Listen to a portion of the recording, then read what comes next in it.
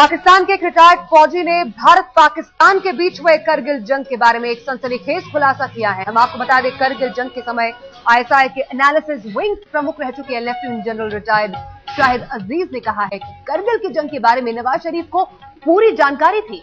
Lieutenant general retired Shahid अजीज ने यह साफ कहा कि नवाज शरीफ का यह बताना कि उन्हें करगिल के बारे में कोई खबर नहीं थी सरासर झूठ है। वहीं आईएसआई के पूर्व अधिकारी के मुताबिक करगिल जंग का मकसद सियाचिन से भारतीय फौज को बेदखल करना था। आइए आपको सुनाते हैं पाकिस्तानी फौज के अधिकारी लेफ्टिनेंट जनरल रिटायर्ड शाहिद अजीज से खास बातचीत। पहले जरा ये बता दें कि बतौर एक आईएसआई के अफसर के एनालिसिस विंग के इंचार्ज के, मुझे क्यों पता नहीं था? आपको पता क्यों नहीं चला कि पाकिस्तानी फौज जो है वो इतना बड़ा एक कॉल आपके ब्लंडर मारने जा रही है? डीजी आईएसआई को क्यों नहीं पता चला? आप लोग सिविलियंस की तो बहुत जासूसी करते हैं, आपको अपनी फौज के अंदर ये जो इतना गलत काम हो रहा था इसका क्यों नहीं पता चला? मैं नहीं समझता हूं कि आईएसआई एक अदारे के तौर पर इससे नावाकिफ था, हो नहीं सकता। आईएसआई को पता था। मेरा अंदाजा है कि गिलगित में इतनी फौज की हरकत, तोपों का ले जाना, एमिनेशन का लाकर रखना, इतनी सिपा की मूवमेंट आईएसआई की नजरों से छुपी नहीं रह सकती। मैं तो खुद हैरान हूं कि इंडियन इंटेलिजेंस का ये इतना बड़ा फेलियर था कि उनको पता नहीं चला। मुझे इसलिए नहीं पता चला कि मैं आईएसआई के किसी कारिंदे से डायरेक्टली डील नहीं करता था। मेरे पास इनकी रिपोर्टें आती थी और मैं इनका तज्जिया करता था, और वही रिपोर्टें आती थी जो उन इदारों को अलाउ होती थी कि मुझे भेजा जाए। मैं आईएसआई का वाहिद ओवर्ट फेस था। मैं सबसे मिलकर बताता था कि मैं आईएसआई में हूं। मैं उसी बिहाफ में लोगों से बात करता था। उसी हद तक इत्तला मुझ तक महदूद रखी जाती थी कि ये बाहर लोगों से मिलता है और आईएसआई की बातें बताते। इंटरनल विंग में क्या हो रहा है, आईएसआई में बहुत सेग्रीगेटेड, कंपार्टमेंटलाइज किस्म का माहौल होता है, और होना भी ऐसे ही चाहिए। मुझे उसकी कोई खबर नहीं होती, मैं सिर्फ तज्जिया करता था। आईएसआई को भी नहीं पता चला? पता होना चाहिए था। मैं कह नहीं सकता कि उनको पता था कि नहीं, लेकिन जब मैं इंडिया के सिग्नल इंटरसेप्ट उनके पास लेकर गया हूं कि ये खबरें आ रही हैं, इस तरह लगता है जैसे कि कोई कारगिल के इलाके में कुछ बड़ी गड़बड़ हो रही है, तो उन्होंने मुझे कहा बैठिए, और उस वक्त उन्होंने मुझे बताया। ये उस वक्त का टाइम है जब शायद 2 या 3 दिन के बाद पाकिस्तान के अखबारों में ये खबर आप अपनी किताब, उस वक्त तक मुझे आप अपनी किताब में पेज नंबर 200 पे नवाज शरीफ साहब के बारे में कह रहे हैं कि शायद इनको भी पता था, जबकि नवाज शरीफ साहब कहते हैं कि नहीं, मुझे तो नहीं था। देखिए, सुनी सुनाई बातें, मैं डायरेक्टली वाकिफ नहीं हूं, क्योंकि उनकी जो ब्रीफिंग्स होती थी उसमें मैं नहीं बैठता था।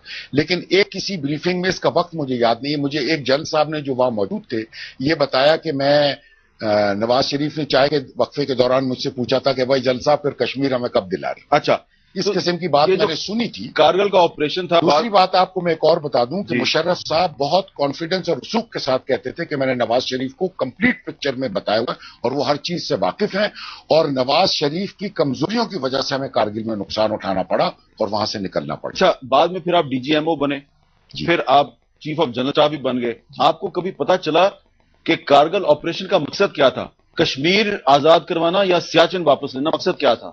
मुशर्रफ साहब ने जो मकसद ऐलान किया था वो ये था कि कारगिल करने की वजह से सियाचिन की सप्लाई लाइन कट जाएगी, हिंदुस्तान की फौज को सियाचिन से निकलने पर हम मजबूर कर देंगे, जिसकी वजह से उसके ऊपर इतना दबाव पड़ेगा इंटरनेशनल किस्म का कि ये इस किस्म की जंग 2 एटमी रियासतों में फैल सकती है, और उस दबाव की वजह से वो कश्मीर पर मानी खेज मुज़ाकरात करने के लिए आमादा हो जाएगा। तो क्या तो इस तरह से एक्चुअली कारगिल ऑपरेशन का कश्मीर का उसको फायदा हुआ या नुकसान? बहुत बड़ा नुकसान हुआ। बहुत बड़ा नुकसान। ये कभी बात आपने मुशर्रफ साहब के मुंह पे उन्हें कही थी? देखिए, मैं जब कारगिल में था तो हर हफ्ते national military operations command centre में एक ब्रीफिंग होती थी, जिसमें तमाम सर्विसेज के सरबराह मौजूद होते थे, फॉरेन ऑफिस के लोग मौजूद होते थे, सेक्रेटरी डिफेंस मौजूद होते थे, तमाम सर्विसेज के इंटेलिजेंस और ऑपरेशंस का स्टाफ मौजूद होता था। बहुत बड़ी वो थी, और मैं आईएसआई की जानिब से थ्रेट परसेप्शन पेश करता था, जिसमें कि डिप्लोमेटिक और इंटरनेशनल थ्रेट और फाइनेंशियल इम्प्लीकेशंस तमाम चीजें शामिल होती थी। मिलिट्री मैं इसका सरकारी तजिया निगार था। मैं उस थ्रेट परसेप्शन के अंदर अपने सारे ख्यालात का इजहार करता था, ठीक है, और खुल के करता था। अब जो चीज हो चुकी थी उस पर मैं वहां खड़े होकर कहता कि आपने बड़ा गलत किया। मैं तो ये बता रहा था कि ये हुआ, इसके ये असरात निकल रहे हैं और आगे हमें ये करना चाहिए। ठीक है, अब हम आ जाते हैं जी अक्टूबर 1999 का जो मिलिट्री कू था। जो कारगिल का एपिसोड है उसमें तो आप कह रहे हैं जी 4 जनरल थे, इनको पता था, बाकी तो सब बेखबर थे। लेकिन इसमें तो जनरल साहब आपने खुद ही लिख दिया पेज नंबर 210 कि ये जो कू था इसका पहले से पता था जनरल मुशर्रफ को, जनरल महमूद को, जनरल अजीज को, DGMI जनरल एहसान उल हक को, राशिद कुरैशी साहब को, और आपको भी पता था, बल्कि आप इस हद तक इसमें शामिल थे कि आपने SSG के साथ मिलकर हेलीकॉप्टरों के जरिए कू करने का भी एक मंसूबा बनाया हुआ था। दुरुस्त, बिल्कुल दुरुस्त। तो आप समझते हैं कि ये आप एक बहुत गलत काम किया आपने? ये उस वक्त मैं ऐसा नहीं समझता था। मैं ये देखता हूं कि हाँ, आप मुझे कह सकते हैं कि तुमने कॉन्स्टिट्यूशन को अपहोल्ड करने की कसम खाई थी, तो तुमने कॉन्स्टिट्यूशन के खिलाफ काम किया। तो पहली बात है कि जिन्होंने कॉन्स्टिट्यूशन बनाया, जो सियासी सरबराह इस मुल्क के, वो भी तो इसी कॉन्स्टिट्यूशन पर कसम खाते, जुडिशरी भी खाती है, तमाम इस मुल्क के बड़े बड़े ओहदेदारान उसी कॉन्स्टिट्यूशन पर कसम खाते हैं, फिर उसके बाद उस कॉन्स्टिट्यूशन को रद्दी के डब्बे में फेंक देते हैं। क्या गरीब आदमी का कत्ल, गरीब आदमी का खून चूसना कॉन्स्टिट्यूशन के मुताबिक हो रहा है आज? तो मैंने ये सोचा कि अगर मैं कॉन्स्टिट्यूशन के खिलाफ काम न करूं और आंख बंद करके बैठा रहूं और इन तमाम लोगों को मुल्क खून चूसने दूं, तो ये मेरे लिए। तो नवाज शरीफ मुल्क का खून चूस रहे थे। हमारा उस वक्त हमारी सोच यही थी फौज के अंदर। ये सोच नवाज शरीफ के खिलाफ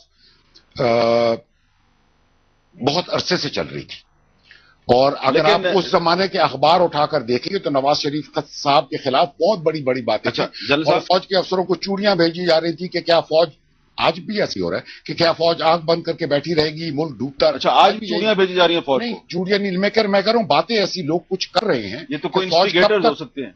फौज कब तक खामोश बैठी रहेगी और मुल्क इस तरह लुट? अच्छा, लेकिन जनरल साहब, आप यही माहौल और यही जहनी मेकअप उन दिनों में